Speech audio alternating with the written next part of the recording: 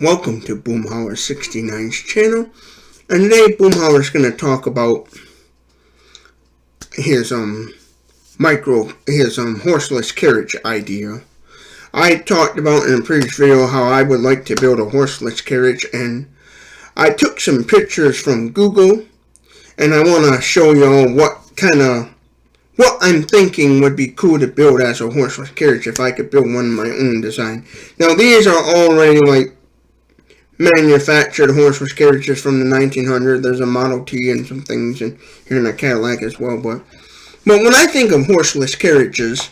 this is what I'm picturing in my head. It's just basicness like this. Like, for example, this car here, this is a basic car. And if I could, I would love to build something similar to this, but my own design, my own creation, and stuff, Maybe, for example, maybe instead of this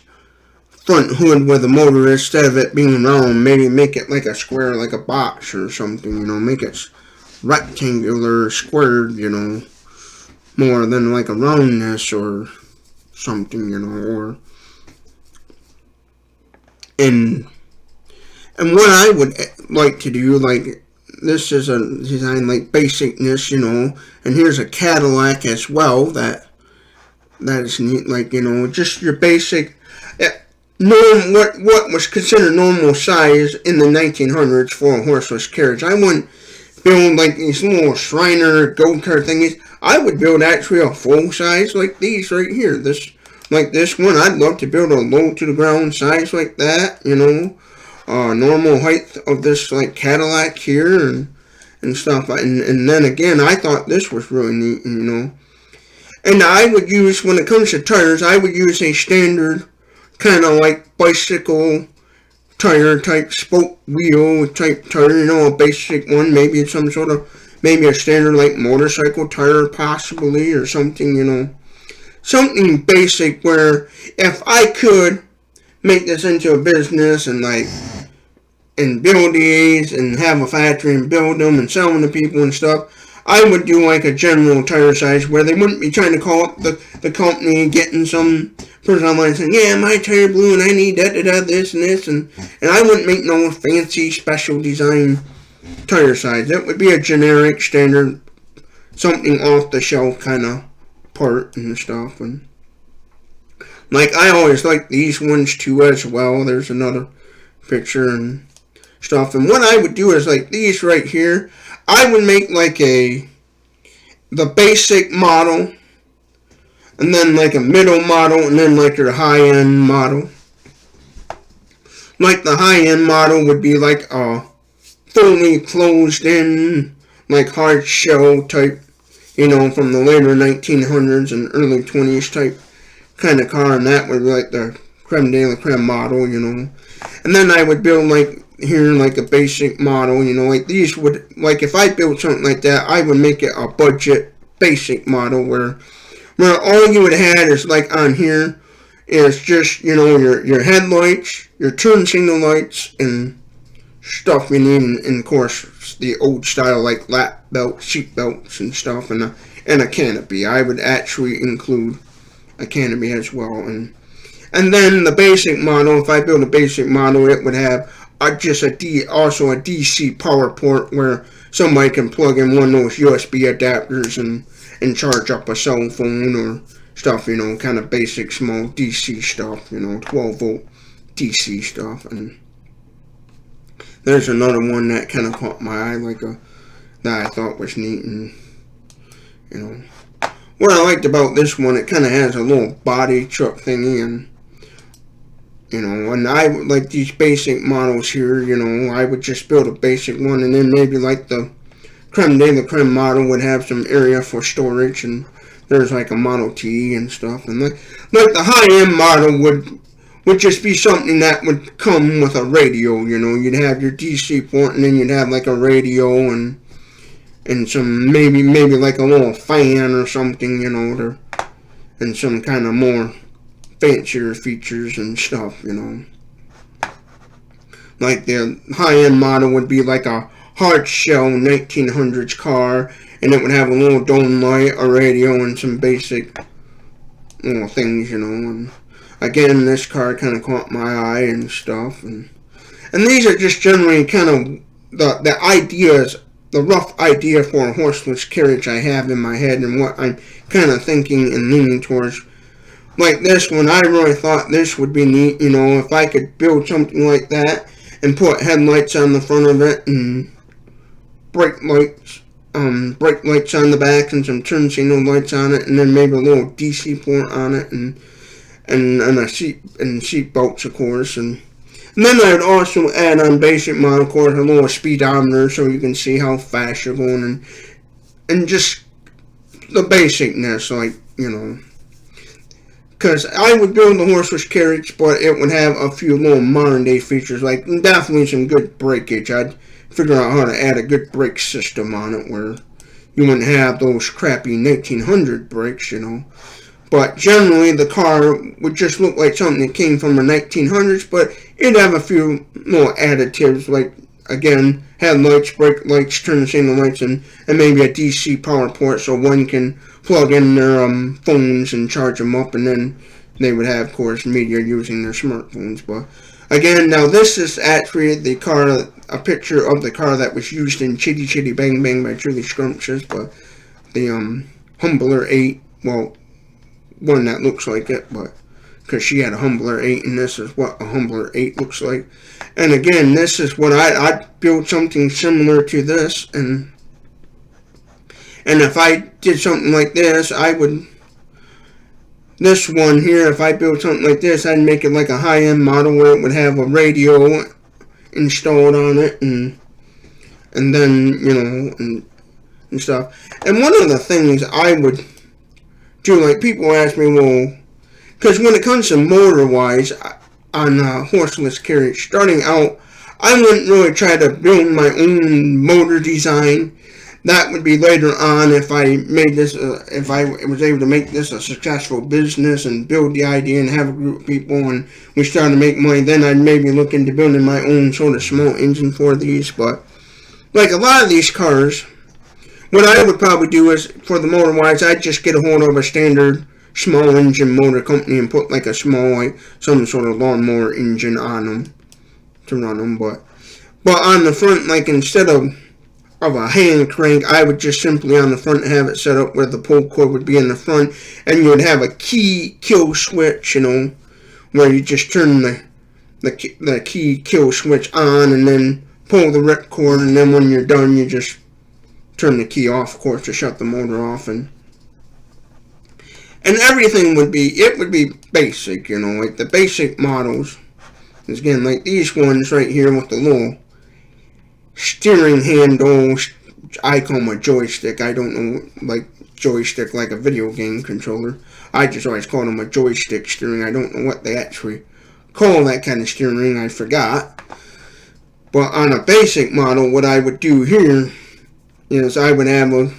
course, a kill switch and out in front. You just pull your rip cord to start the motor, or, you know, and you, of course, have a kill switch key. Now, I wouldn't do, like, some of these are going in these little funny plastic keys. I wouldn't do nothing like that. It'd just be the old standard, like the riding lawnmowers have that little metal key you slide in. You put it in the on, where you'd have two positions, on and off, and you turn it in the on position, pull your rip cord, and away you go. And like on, here, let's see here, go to a good picture. Like on these cars with steering wheels, these cars, and I do like the old cars where you'd have the throttle on the steering, and then of course instead of spark retardant, I would just replace that with a choke. You know, it's where your spark retardant would be simply your choke, because choke mentioned this, and where you'd have your little levers where the one would be your throttle and one would be your choke. So you put the choke on and pull the ripcord and you know,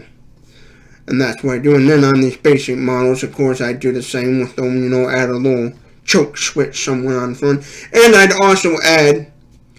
a speedometer and a good sort of braking system. Maybe look at what types of braking systems are on AV off-road vehicles like side-by-sides, quad runners, and go-karts, and look at what's the best option there to go and stuff. And this is just, again, pictures of what kind of roughing in my head of how I would build a horseless carriage and what I'm thinking about leaning towards if I ever get the funding to do so. And stuff, and these pictures right here and stuff. This would be something I'd love to do, but number one, I ain't got the knowledge, and number two, I don't have funding. And so I thought, well, make videos about it, and maybe someday I can possibly do that. Now, my mechanical skills go as far as I know how to, check air and tires, check the fluids on a car, and put, take out a battery and put a new battery in. I know the basics of how to, on certain things, but I'm the person, if my car breaks down beside the road, let's say a piston blew in my car or something, and I was broke down beside the road, I wouldn't know how to fix it. I'd have to call a wrecker and have it towed to a garage and have a mechanic look at it and check out the money, I don't know how to work on cars. I'm not a mechanic, but if I had the knowledge and the money, this is what I do. Now, once I get the money, what I might do is I would like to highly do is find somebody that could help me build these ideas, find those mechanics and stuff, they're all over the place, they're around, and say, hey, this is what I want to do, and get with a drafter and mechanical engineer or somebody and draft up the ideas and make something successful. Like one of these, I'd love to build one of these, and if I was to make a business out of it, I'd make something like this, like the basic model, and then like this, where was it? Like this. This would be like the high-end model, but instead of a soft top, it would be a hard top, folding enclosed, and like my high-end model would be the one that would have speakers, a radio, and maybe a little fan, and maybe some sort of little heater of some sort, maybe, a little fan or something, I don't know.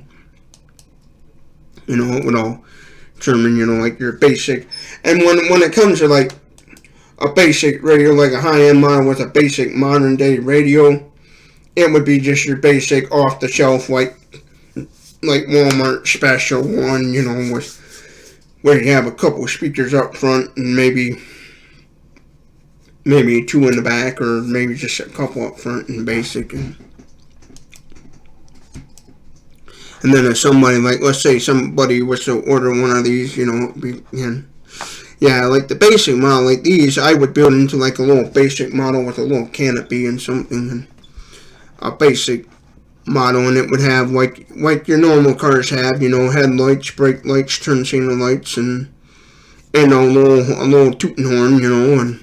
and a seat belt, and it would be pretty basic. And this is something I really do want to actually try to make the idea, a dream, into a reality, because I love cars from the 1900s and in the early days of automobiles, horseless carriage, because they were simple, they were basic, and it didn't take a whole lot of knowledge to build it, and like the motor idea, I would just use a off-the-shelf style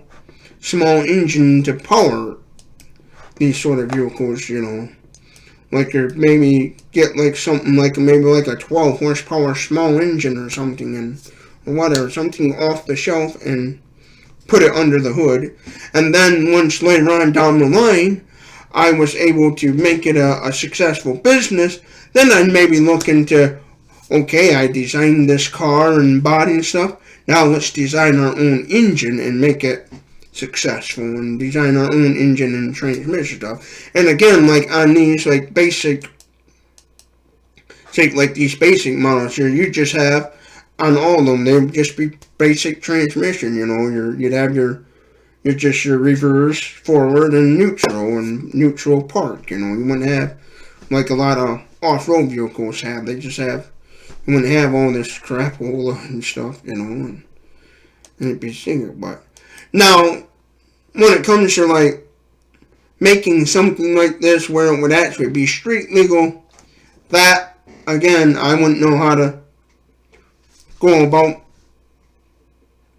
per se doing that. I don't know if I can legally do that or not in the United States because I don't know the traffic law. But